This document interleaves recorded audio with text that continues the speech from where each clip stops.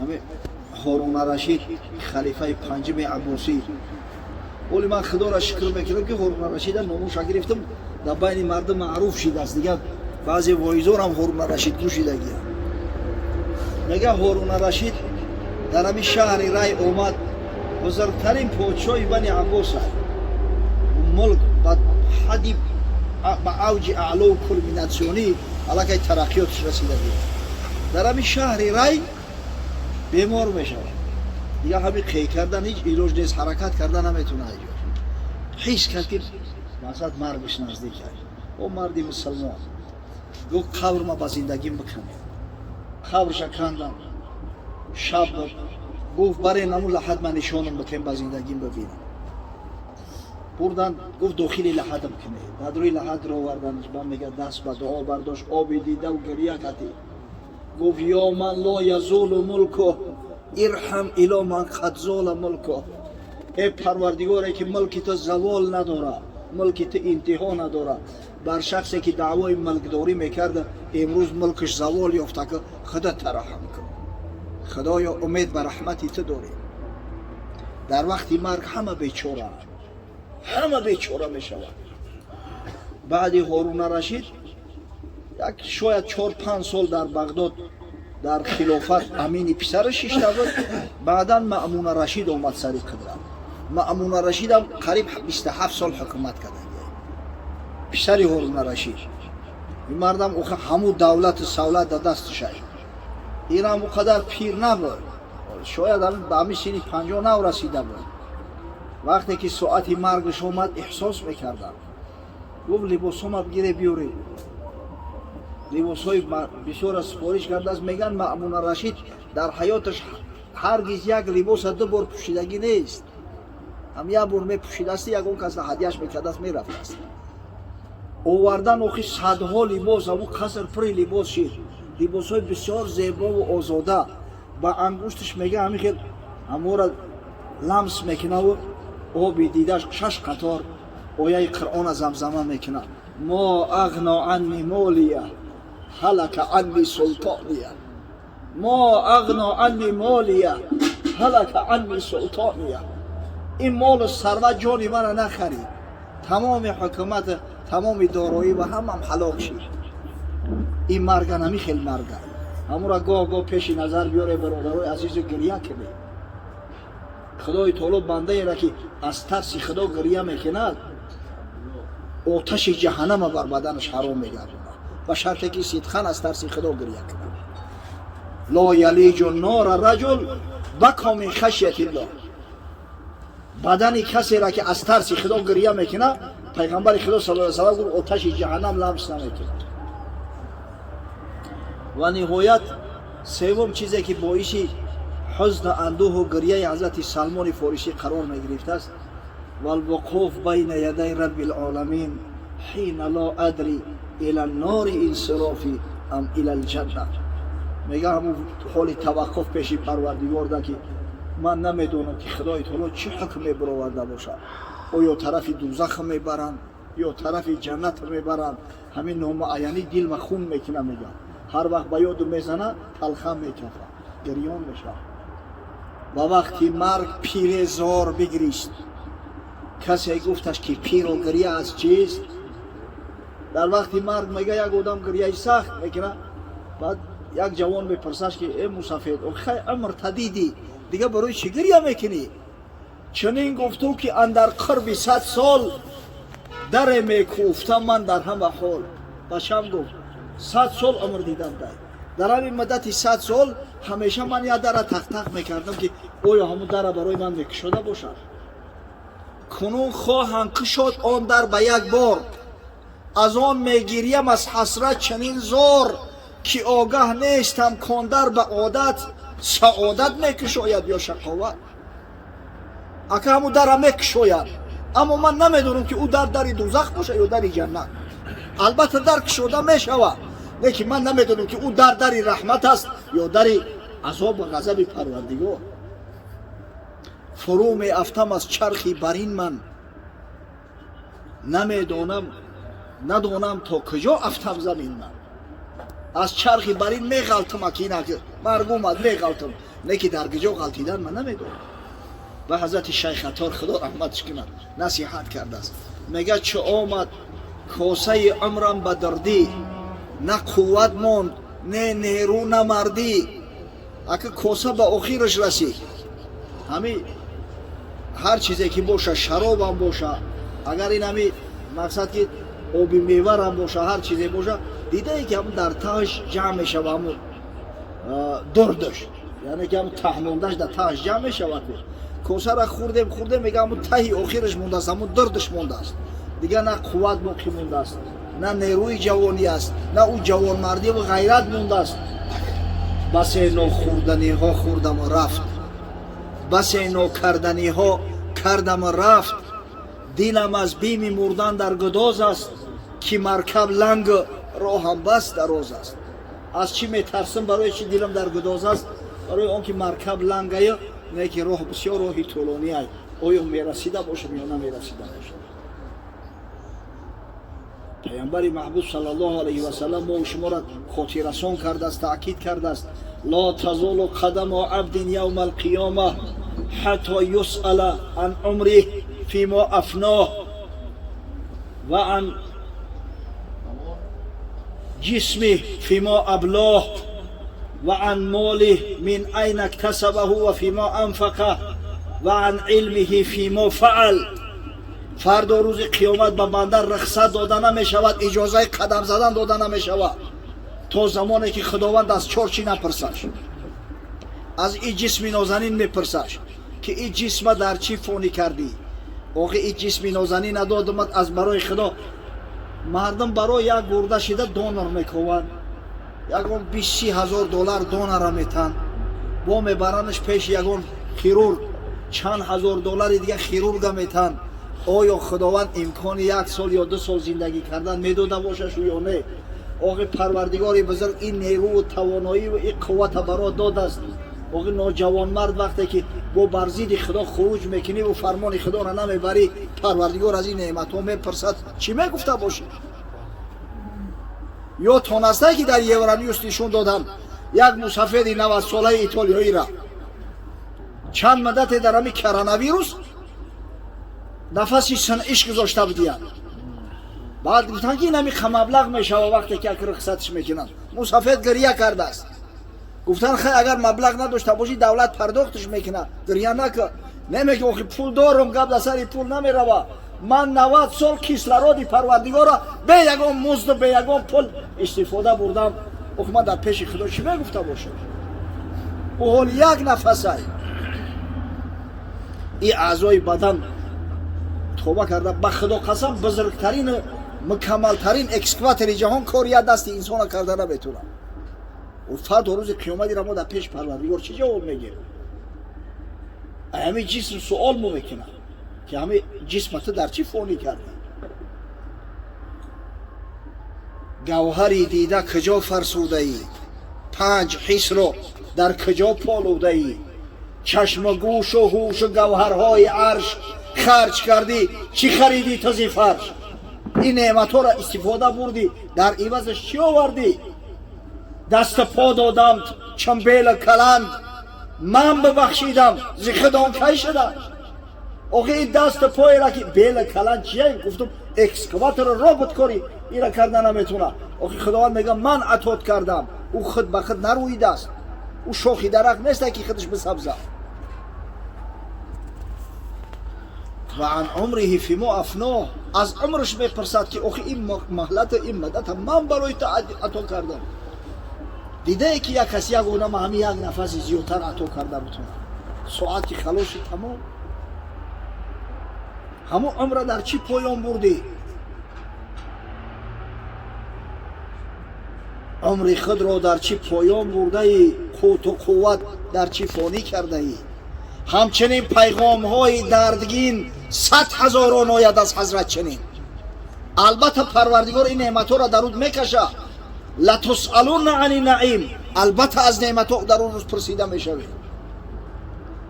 و از مالت پرسان میشود، از کجا پیداش کردی و در کدام راه صرفش کردی. این مال ببینه که با 2 سوال داره، یا تنه از کجا به چی راه پیداش کردی و در کجا و به چی راه صرفش کردی. ای اون که تو را تکیه به مال است و جمال است، این مال مکن جمع که این مال و بال است. گر مال حرام است عذاب است و عقوبت، گر مال حلال است حساب است و سؤال است. در پیغمبر صلی الله علیه و سلم اصحاب بزرگواری حضرت پیش نظر می آید گریان میشم در فراقش. از فراق پیغمبر، از فراق اصحاب بزرگوار گریان میشم. و حول المطلع عند غمرات الموت، دویم حالتی که مرا میگریانه به گریه وادار میسازد همین به یاد آوردن مرگ. وقتی که هجوم میکنه در همون حالت شیطان ملعون هم هجوم میکنه به ایمان. وقتی همین سکرات جانکنی بسیار حالت سخت و وزنی نه، اما وقتی غمرات موت گریان میشم. میگه وقتی حال زاری بعضی از مردم هم میبینم احوالی بدشونه میبینم گریه میکنه.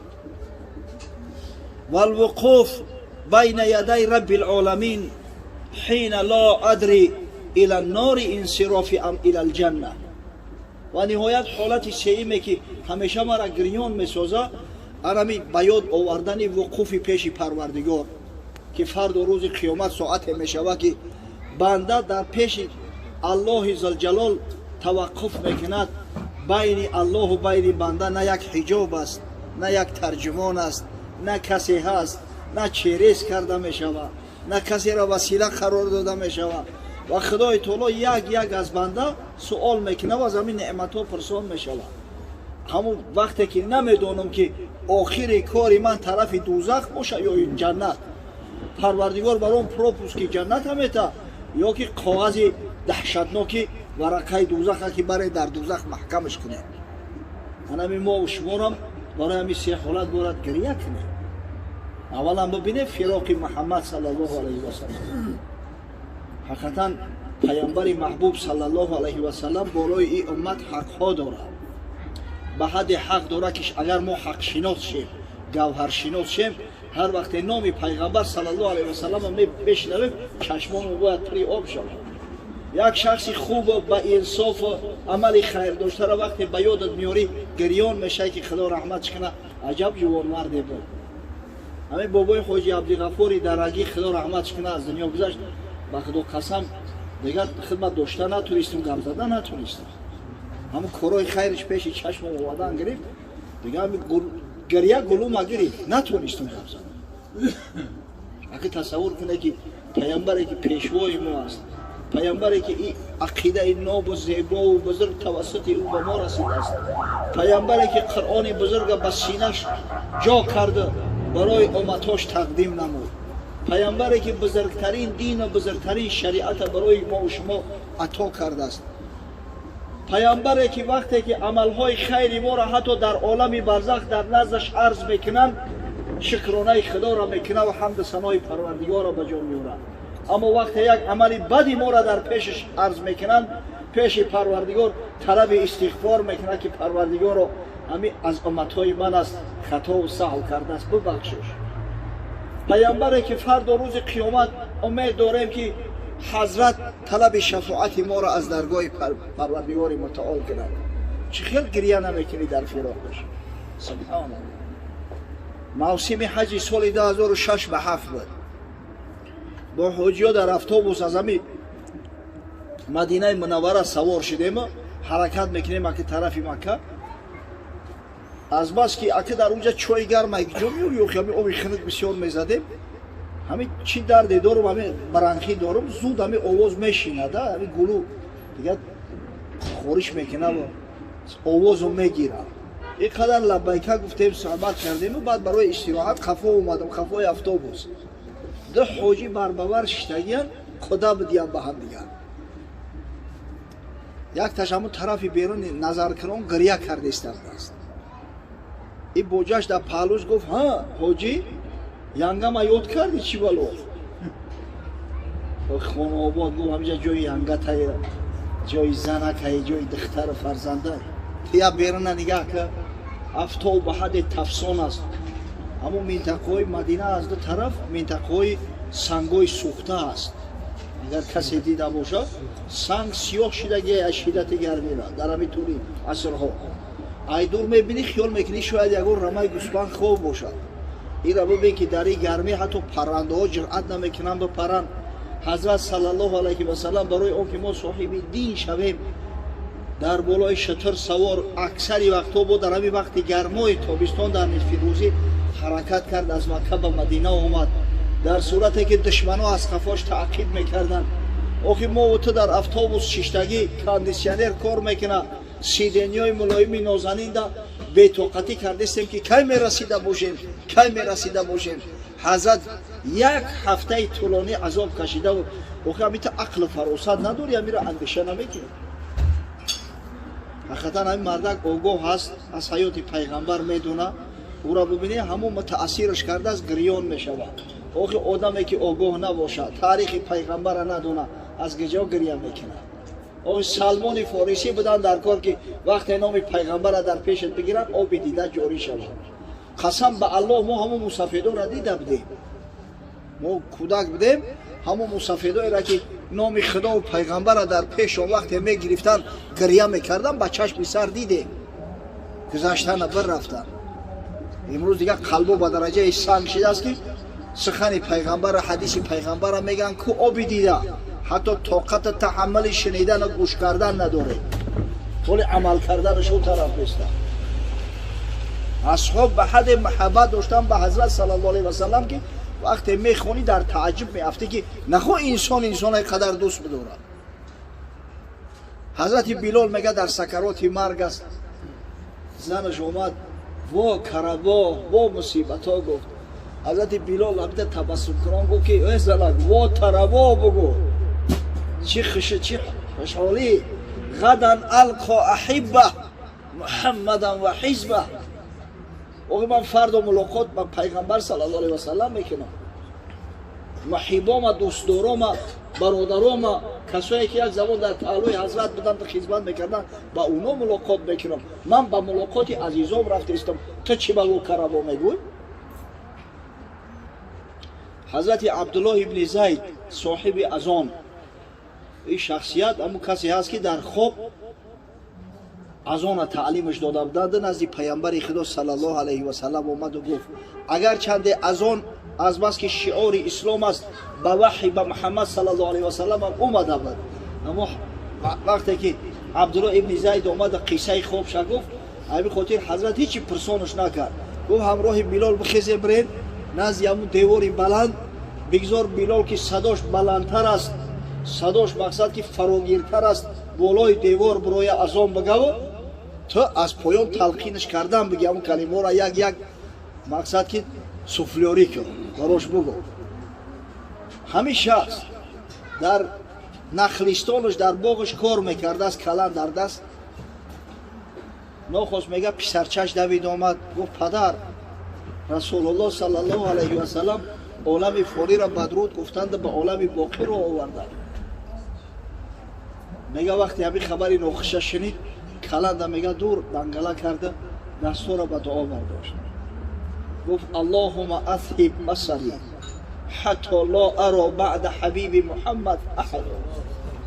худоё биноима бигир, чашмома кор кун, баъди ҳабиби Муҳаммад саллаллоҳу алайҳи васалам дигар намехоҳам чеҳраи касеро бибинам. мардакҳо мустаҷоби даъва буданд, дуо кардан ҳамон буду, нобино шуданаш ҳамон ки гуфт ман баъди ҷамоли пайғамбар саллаллоҳу алайҳи васалам ҳеҷ кара дигар чеҳраша дидан намехоҳам. вақте ҳазрат дар байн монест. субҳоналлоҳ, имрӯз куҷои гапо е бача санати пайғамбар саллаллоҳу алайҳи васалам аст, аз пушти мо дамедавем, дар қиссаи санати пайғамбар саллаллоҳу алайҳи васалам нестем. дар саҳеҳи бухорӣ омадааст, дар муаллақоти имом бухорӣ ҳазрати муҳаммад ибни Мункадир аст валлоҳу аълам ривоят мекунад, мега ки дар назди Абида, Абида яке аз уламои тобиин аст, мега ки зикр кардам ки индано мин шаъри набии саллаллоҳу алайҳи васалам асабнаҳу мин қибали Анас ав мин қибали аҳли Анас.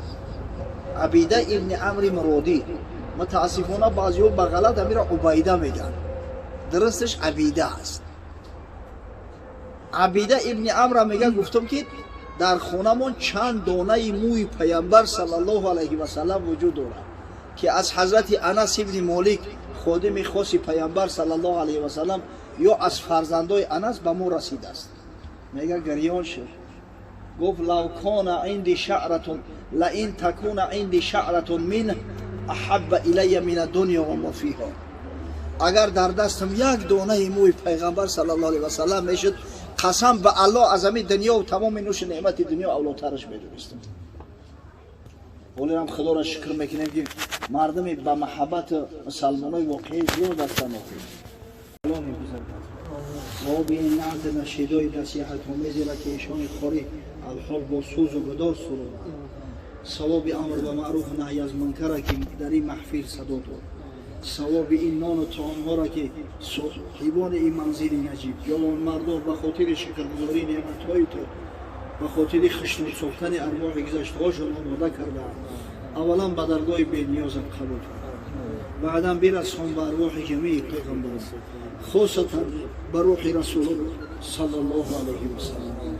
پروردگار روح آن حضرت را از اهل این خاندان، از شرکت کنندگان این محفل خیر، مجموعاً از جمیع امتان با همت شاد و مسرور گردان و فردا روز قیامت از شفاعت رسول الله صلی الله علیه و سلم با نصیب بساز. بعدا برسان به ارواح جمیع مؤمنین و مؤمنات، مسلمین و مسلمات، خاصتا به روح مرحوم حاجی احرالدین پدر مرحومشان حاجی اسرارالدین، آمین، مرحومشان بابای حاجی محمد صبور، گذشتگان این خاندان و شخصایی که مسلمانای حقیقی بودند، اثرشان الحمدلله تا هنوز باقی است. پروردگار را رحمت مغفرتشان کرد، خداوند را در بحبوحه جنت مستقرشان گرداند، پروردگار را در رحمت بروشان باز کرد، خداوند را نامشان را در علیت العلیین ثبت گرداند، پروردگار را به بازمانده هاشان صبر جمیل نصیب و روزی بگرداند. خدایا فرزنده و نبیروهای بابای حاجی مرحوم رحمت، بابای حاجی مرحوم در پناه امر عصمتت محفوظ دار، حسن جانی برادرمون دور از دیار است، پروردگار رو نگهبانش باشد و سالم و غانم تن صحت به وطن برگرداند. پروردگار رو دیگر فرزنده و نبیروهاش همه را فرزندای خوب صالح به کمال برسان. انشاءالله از شیر بچه میشن، سالی که نکوست از بهارش پیداست. جوان مرده که در خاندان مسلمان ها بزرگ می شود، در خاندانی که نام خدا و پیغمبر پیوسته به گوش صدا می دهد، یقین است که انشاءالله مسلمان کلا می شود. جوان مردی خوب صالح و برومند به کمال می رسد. پروردگار خواهرها و مادرها و زنهای صالحه را که خدمت میکنند، ببینید همین این نان و طعام هایی که در پیش ما میگذارند همه به شرافت خدمت همینا است.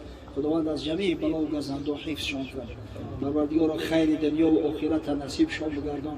فرزندای با غیرت با همت براشان عنایت فرما که خدمتشان در پیراسالی به جا بیارند. خداوند عاقبت امورمون را به خیر انجام ده. ای پروردگار بزرگ، برادرایی که در این محفل خیر شرکت دارند، جمیع خشیهای زندگی را براشان مهیا بگردان. ایشان قاری را خواستن پروردگار را از جمیع بلا و گزنده حفظ کنند. واقعا فرزند حقیقی خاندان داشته است. پروردگار محمد جان فرزند که مثل حبیب الله ما الحمدلله حافظ قرآن است، غیرت پدر که هر چیز زودتر و سریعتر زنش بتوان، فرزندای خوب صالح براش عنایت بکنه. پروردگار عاقبت امورمون را به خیر انجام ده. خداوند ایشان قاری را که با صدای جاذب خیلی زیباش محفل و معرکه را گرم کرد، از بلاها نگهبان باشد. خداوند خیر فرزنده و نبیرها را براش عنایت فرما. ربنا آتینا فی الدنیا حسنه و فی الاخرة حسنه و قنا عذاب النار. آمین.